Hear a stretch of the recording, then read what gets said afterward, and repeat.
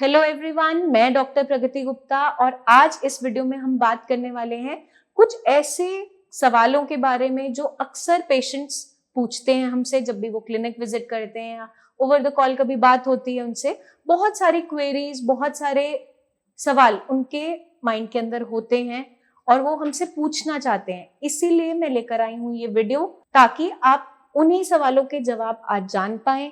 कई सारे मिथ्स जुड़े हैं पैरालिसिस को लेकर, उसके ट्रीटमेंट को लेकर, उन्हीं को हम क्लियर करना चाह रहे हैं इस वीडियो के अंदर। तो फर्दर इस वीडियो के अंदर हम बात करेंगे उन्हीं पैरामीटर्स के बारे में जो आपकी स्पीड ऑफ रिकवरी को डिसाइड करते हैं। अक्सर पेशेंट क्या पूछता है, डॉक्टर साहब मैं कब तक ठीक हो जाऊंगा, कितना टाइम लगेगा, क्या ये बीमारी कभी ठीक हो पाएगी। पैरालिसिस के साथ बहुत सारी क्वेरीज जुड़ी रहती हैं और बहुत सारे मिथ्स भी हैं कि एक बार किसी को लकवा हो गया तो वो कभी ठीक नहीं होगा, ये लाइलाज बीमारी है, या कुछ पेशेंट्स जो ठीक से बोल नहीं पा रहे, उनकी आवाज कभी वापस आएगी नहीं आएगी। आज ही मैंने एक पेशेंट देखे, उनसे बहुत सारी बातें हुई, उसी से मुझे इंस्पिरेशन मिली इस वीडियो को बनाने के लिए, क्योंकि जब एक पेशेंट की ये क्वेरी है तो आई नो बहुत सारे पेशेंट्स की ये क्वेरी रहती है। इन सारे सवालों के जवाब उन्हें मिलने बहुत जरूरी है। सबसे पहले हम बात करेंगे कि स्पीड ऑफ रिकवरी पैरालिसिस की किन किन पैरामीटर्स पे डिसाइड की जाती है। बहुत सारे पैरामीटर्स हैं। अब पेशेंट क्या कहते हैं, बहुत से आपने टेस्टिमोनियल्स देखे होंगे, हमारे पेशेंट की वीडियोस देखी होंगी जिसमें पेशेंट्स बहुत अच्छे से रिकवर हो चुके हैं, बहुत अच्छे से उनके अंदर रिकवरी शो हो रही है। उन्हें पैरालिसिस हुआ था, कोई 3 महीने पुराना केस है, कोई 3 साल पुराना केस है, कुछ कई सालों पुराने केसेस भी हैं। अक्सर पेशेंट गलती क्या करता है, अपने आप को कंपेयर करने लग जाता है दूसरे किसी भी पेशेंट से। अब हमें समझना ये जरूरी है कि एक पेशेंट से दूसरा पेशेंट कंप्लीटली अलग है, चाहे वो पैरालिसिस से ही सफर क्यों ना कर रहा हो, चाहे वो एक हेमरेज का ही केस क्यों ना हो। हमारे बॉडी के अंदर कई सारे रीजंस की वजह से पैरालिसिस देखने को मिलता है। या तो अचानक से ब्रेन के अंदर कोई नस फट गई, हेमरेज हो गया, तो भी पैरालिसिस देखने को मिल सकता है, स्ट्रोक हो जाता है। या फिर अचानक से हमारी ब्रेन की वेसल्स के अंदर कोई खून का थक्का जम गया, उसकी वजह से भी पैरालिसिस हो सकता है। या अचानक से कोई इंजरी हो गई, आप गिर गए, चोट लग गई, कोई एक्सीडेंट हो गया, तो भी पैरालिसिस देखने को मिलता है। पैरालिसिस के अंदर कॉमनली हमें कुछ चीजें देखने को मिलती है कि जो पेशेंट्स होते हैं ज्यादातर सफर कर रहे होते हैं हाई ब्लड प्रेशर से, या डायबिटिक पेशेंट होते हैं, या जिन लोगों का कोलेस्ट्रॉल बढ़ा हुआ होता है, ये लोग वल्नरेबल होते हैं, ज्यादा प्रोन होते हैं पैरालिसिस होने के। बट ऐसा नहीं है कि जिन्हें ये बीमारियां नहीं होती उन्हें पैरालिसिस नहीं हो सकता।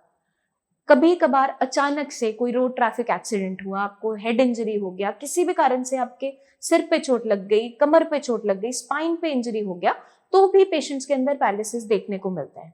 पैरालिसिस कई तरीके का होता है। हो सकता है किसी के सिर्फ चेहरे पे लकवा हो जाता है, या हाथ पैर राइट साइड का वर्क नहीं कर रहा, लेफ्ट साइड का वर्क नहीं कर रहा, कमर से नीचे का हिस्सा सुन्न हो गया है या कमर से ऊपर का हिस्सा सुन्न है। तो ये कई सारे टाइप्स होते हैं पैरालिसिस के। बट पेशेंट को इस चीज को समझना जरूरी है कि आपकी बीमारी चाहे पैरालिसिस ही है, बट आप दूसरे पेशेंट से बिल्कुल अलग हैं, क्योंकि हर किसी के पैरालिसिस के पीछे रीजन अलग होता है। चाहे हेमरेज हुआ था, किसी में हाई ब्लड प्रेशर की वजह से हेमरेज हो सकता है, किसी पेशेंट में अचानक से बहुत तेजी से चोट लगने की वजह से भी नस फट सकती है, हेमरेज हो सकता है। तो हमें अपनी कंडीशन को समझना जरूरी है और हर किसी का जो एरिया ऑफ डैमेज है वो अलग हो सकता है। किसी के ब्रेन के पैराइटल लोब के अंदर इंजरी हुआ है, किसी के टेम्पोरल के अंदर हुआ है। ब्रेन के अलग अलग लोब्स रहते हैं। अब वो डिपेंड करता है कि हमारे जो खून का थक्का आया है, नस फटी, कितने एरियाज को उसने इफेक्ट किया। फॉर एग्जाम्पल, अगर आपका स्पीच एरिया हैम्पर्ड है, आपके स्पीच एरिया के ऊपर इंजरी हुआ है, वहां पर कोई खून का थक्का आया, नस फट गई है, तो ज्यादातर चांसेस होते हैं कि आपकी स्पीच ठीक से नहीं आ पाती या कंप्लीटली लॉस ऑफ स्पीच भी हो जाता है। तो आपका जो एरिया ऑफ डैमेज है वो डिसाइड करता है कि आपकी रिकवरी का रेट किस हिसाब से रहेगा और आपका एरिया कितना डैमेज्ड है। तो हमें कभी भी अपने आप को दूसरे पेशेंट से कंपेयर नहीं करना, फर्स्ट एंड फॉरमोस्ट थिंग। क्योंकि जब हम ये करना स्टार्ट करते हैं तो हमें क्या लगता है, पेशेंट मुझसे पूछता है, मैम आपने एक पेशेंट की वीडियो डाली है, वो तो 3 महीने में ठीक हो गया और मेरे अंदर अभी उतनी रिकवरी नहीं आ पा रही। बट दोनों ही कंडीशन के अंदर पेशेंट में रिकवरी देखने को मिल सकती है अगर आप कंपैरिजन छोड़ देते हैं, अपनी कंडीशन को क्लियरली समझ पाते हैं। तो वहां एक तरफ एक पेशेंट है जिसकी ब्रेन की सर्जरी हुई है, क्रेनेक्टमी हुई है, वहां पर बहुत ज्यादा सूजन आ गई थी, उसको कभी कभार फिट्स भी आते हैं। एक तरफ वो पेशेंट है जिसके ब्रेन के अंदर खून का थक्का आया था, डैमेज काफी कम था और बहुत ऑल ऑफ अ सडन हुआ था, एक्यूट केस था। वहां पर राइट हैंड साइड में रिकवरी अभी नहीं है, हाथ पैर की मूवमेंट नहीं है।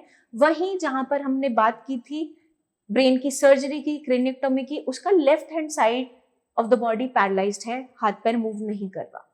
तो दोनों ही कंडीशन अपने आप में अलग है, क्योंकि एक कंडीशन के अंदर डैमेज इतना सिवियर था कि हमें सर्जरी वहां पर करनी पड़ी, और एक कंडीशन एक्यूट कंडीशन थी जहां बहुत माइनर सा क्लॉट आया था और पेशेंट की बॉडी अब काम नहीं कर रही। दोनों ही केसेस के अंदर रेट ऑफ रिकवरी डिफरेंट हो जाती है। सबसे ज्यादा जरूरी क्या है, आपको अपनी विल पावर को स्ट्रांग रखना, पेशेंस रखना, क्योंकि कभी कभार क्या देखा जाता है कि जो बहुत एजेड पेशेंट है, जबकि हमें लगता है यंग एज में रिकवरी बहुत अच्छी होती है, एक एज के बाद रिकवरी नहीं हो सकती, ये सारे के सारे मिथ्स हैं। कभी कभार कुछ एजेड पेशेंट्स के अंदर बहुत ही ट्रेमेंडस रिकवरी देखने को मिलती है, बहुत इजीली देखने को मिलती है, क्योंकि वो विल पावर अपनी स्ट्रांग रखते हैं, एफर्ट लगाते रहते हैं और मेहनत करते रहते हैं। वहीं एक यंग पेशेंट जो सोचता है बस मैं दवाई खाऊंगा ठीक हो जाऊंगा, बैठा रहता है, कोई एक्टिविटी नहीं करता, उसमें भी रिकवरी देखने को नहीं मिलती। Age is only just a number, age कभी भी डिसाइड नहीं करता आपका रेट ऑफ रिकवरी। एक एज के बाद ये जरूर है कि हाँ, आपको अपनी बॉडी को अच्छे से डाइट प्रोवाइड करना जरूरी होता है, क्योंकि जैसे जैसे एजिंग होती चली जाती है आपकी बाकी मसल्स है, बोन्स है, उनमें भी वीकनेस होनी स्टार्ट हो जाती है। बट अदरवाइज अगर आप यहाँ से स्ट्रांग हैं, विल पावर आपकी स्ट्रांग है, तो आप किसी भी बीमारी को ओवरकम कर सकते हैं, किसी भी कंडीशन को ओवरकम कर सकते हैं। तो आज आपके लिए समझना जरूरी है कि अपनी विल पावर को स्ट्रांग रखना बहुत इंपॉर्टेंट है। सिर्फ मेडिकेशंस पे डिपेंडेंट नहीं रहना, अपना एफर्ट भी लगाना है, क्योंकि जब भी मैं किसी पेशेंट को दवाई देती हूँ तो उसको क्लियरली समझाती हूँ कि जितना काम मैं अपनी तरफ से मेडिसिन देते हुए कर रही हूँ, उसकी पोटेंसी के साथ कर रही हूँ, उतना ही काम आपको अपनी बॉडी पे भी करना पड़ेगा, क्योंकि जो मैं मेडिसिन दे रही हूँ वो आपके ब्रेन को हेल्प करेंगी दोबारा से कनेक्शन बनाने में, अपने सारे के सारे ऑल्टरनेटिव पाथवे खोलने में। बट जब तक आप अपने हाथ पैर की मूवमेंट बिल्कुल भी नहीं करोगे, फॉर एग्जाम्पल आप बैठे हो एक जगह, बिल्कुल भी मूवमेंट नहीं कर रहे हो, जबकि आपके पैर में थोड़ी थोड़ी आप एफर्ट लगा के चल सकते हो, आपने ठान लिया है कि मैं सिर्फ दवाई खाकर ही ठीक होऊंगा, तो ऐसा कोई चमत्कार देखने को नहीं मिलेगा। दोनों ही चीज की इंपॉर्टेंस है, ब्रेन को ट्रेन करना भी जरूरी है, साथ के साथ ब्रेन के लिए नर्वाइन टॉनिक्स देना भी जरूरी है। तो अगर हम ये दोनों चीजों को एक साथ में फॉलो करते हैं तो बहुत अच्छे रिजल्ट्स देखने को मिलते ही मिलते हैं। साथ के साथ बहुत सारे कंडीशंस में पेशेंट के लेग में तो रिकवरी आ जाती है लेकिन हाथ में रिकवरी नहीं आ पाती। अब ऐसा क्यों होता है ये समझना जरूरी है। लेग के अंदर बहुत जल्दी से रिकवरी आनी स्टार्ट हो जाती है, क्योंकि जब भी किसी को पैरालिसिस होता है, अगर इनिशियल फेज में वो थोड़ा थोड़ा भी उठना शुरू करता है, इवन वॉशरूम तक भी जाना स्टार्ट करता है, तो भी उसकी लेग की एक्सरसाइज हो जाती है। बट हमारे साथ कोई ना कोई केयर टेकर होता है या हमारे घर वाले हैं, वो हमारी मदद कर रहे हैं, हमें खाना खिला देते हैं, पानी पिला देते हैं, तो हम कोशिश भी नहीं करते कि हमारे हैंड में अगर थोड़ी सी मूवमेंट भी है या थोड़ा सा भी एफर्ट हम लगा सकें तो हम उसे दोबारा से चलने लायक बना सकें। लेग्स के अंदर आपकी मजबूरी है कि दोनों लेग्स को आपको इस्तेमाल करना ही पड़ेगा चलने के लिए, इसलिए पेशेंट्स के अंदर लेग में रिकवरी बहुत जल्दी आ जाती है एज कम्पेयर टू हैंड, क्योंकि आपका एक हाथ तो ठीक है, वो बिल्कुल अच्छे से सारे काम कर पाता है, तो जब भी आपको कुछ चाहिए होता है आप सबसे पहले अनअफेक्टेड हैंड को यूज करते हैं। फॉर एग्जाम्पल मेरा राइट हैंड पैरालाइज्ड है, अगर मैं पानी का ग्लास उठाना चाहती हूँ मैं फटाफट लेफ्ट हैंड से उठाऊंगी और उसे ग्रैब कर लूंगी। बट अगर मेरे राइट हैंड में थोड़ी सी भी मूवमेंट है मैं बिल्कुल भी कोशिश नहीं करती हूँ और लेफ्ट हैंड से काम करती ही रहती जाती हूँ, और उसका एंड रिजल्ट क्या होगा कि आपका राइट हैंड और स्टिफ होता जाएगा और उसके अंदर मूवमेंट नहीं आ पाएगी। अक्सर ये गलती मैक्सिमम पेशेंट्स के अंदर देखने को मिलती है, इसीलिए पेशेंट्स में लेग तो बहुत आसानी से ठीक हो जाती है बट हाथ की रिकवरी पीछे रह जाती है। और उसमें भी जो आपके मेजर बड़े जॉइंट्स हैं उनके अंदर रिकवरी जल्दी देखने को मिलती है age compared to your smaller joints. आपकी एक्सटेंसर्स है, फ्लेक्शन मूवमेंट है, वो हम ठीक से नहीं कर पा रहे होते। स्पेशली हमें एक्सटेंशन करने में बहुत दिक्कत होती है। मुट्ठी हम बंद तो कर लेते हैं बट खोलने में दिक्कत होती है। ये इसीलिए होता है क्योंकि हम अपने हाथ को इस्तेमाल नहीं करना चाहते। हमारा एक हाथ ठीक है, हम उसी से सारे काम कर रहे होते हैं, इसलिए हमारी लेग की रिकवरी तो हो जाती है, हाथ पीछे रह जाते हैं।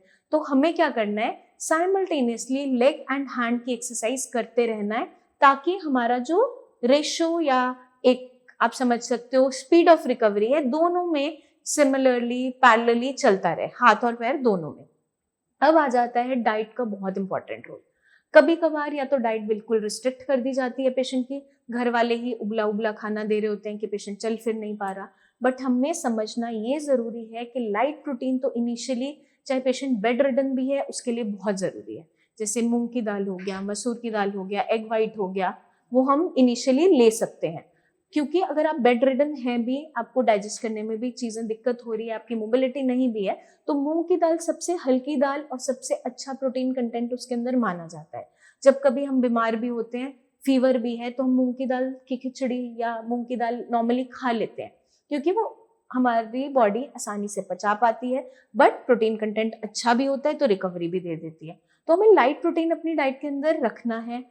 डबल टोन मिल्क हो गया या गाय का दूध हो गया, हम लेते रहेंगे ताकि हमारी बॉडी के अंदर रिकवरी आती रहे। अब जब पेशेंट एक बार मोबाइल है, चलने लग गया है, थोड़ी थोड़ी मोबिलिटी आ गई है, हम धीरे धीरे उसकी डाइट में चीज़ों को ऐड ऑन करना ज़रूरी है। जो पेशेंट्स नॉन वेजिटेरियन है वो फिश ऐड ऑन कर सकते हैं, चिकन ऐड ऑन कर सकते हैं, एग वाइट ऐड ऑन कर सकते हैं। जो पेशेंट्स नॉन वेज नहीं खाते हैं वो अपनी डाइट के अंदर मिल्क है, पल्सेस है, सारा कुछ ऐड ऑन कर सकते हैं। मशरूम्स है जो आपकी बॉडी को अच्छी रिकवरी दे सकती है, क्योंकि vitamin D, vitamin B12 enriched food items हमारी बॉडी को चाहिए, तब जाके हमारे नर्वस सिस्टम की रिकवरी होनी स्टार्ट होती है। क्योंकि मांसपेशियों को ताकत के लिए, हमारी बोन्स की स्ट्रेंथनिंग के लिए हमें कैल्शियम, विटामिन डी, और हमारे नर्वस सिस्टम को स्ट्रांग रखने के लिए हमें विटामिन B बहुत इंपॉर्टेंट है। तो ये सारी की सारी हमें अपने खाने से ही पूरा करना होता है।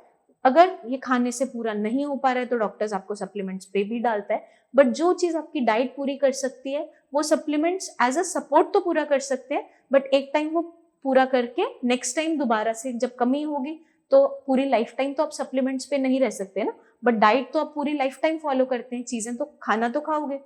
इसलिए अपनी डाइट को जितना आप हेल्दी रखेंगे उतना आपके लिए अच्छा है। तो हमें क्या ध्यान रखना है, अपने पेशेंट्स की डाइट पे भी वर्क करना होता है। इसीलिए जब भी पेशेंट्स हमारे पास आते हैं उनको हम डाइट चार्ट प्रोवाइड करते हैं, आपको क्या खाना है क्या नहीं खाना है, उसका पूरा पूरा हमें ध्यान रखना जरूरी होता है।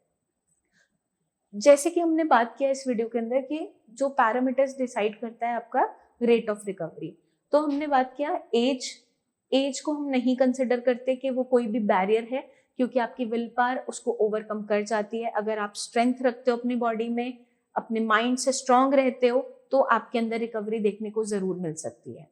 वहीं जिन पेशेंट्स की सर्जरी हुई है और जिन पेशेंट्स की नहीं हुई है ब्रेन की सर्जरी, उनके अंदर थोड़ा सा अंतर आ जाता है रिकवरी का, क्योंकि पेशेंट जिनकी सर्जरी हुई है उनका तो post operative phase, recovery phase के अंदर एड ऑन हो जाता है, वो एक्स्ट्रा एक टाइम लगता है उनके लिए रिकवर होने के लिए, क्योंकि मेजर सर्जरी हुई होती है। उसके बाद हम बात करते हैं डाइट की। डाइट के अंदर हमें क्या ध्यान रखना होता है कि बैलेंस्ड हेल्दी डाइट पेशेंट को लेना जरूरी है, जो इजीली डाइजेस्ट भी हो जाए और बॉडी को स्ट्रेंथ भी दे।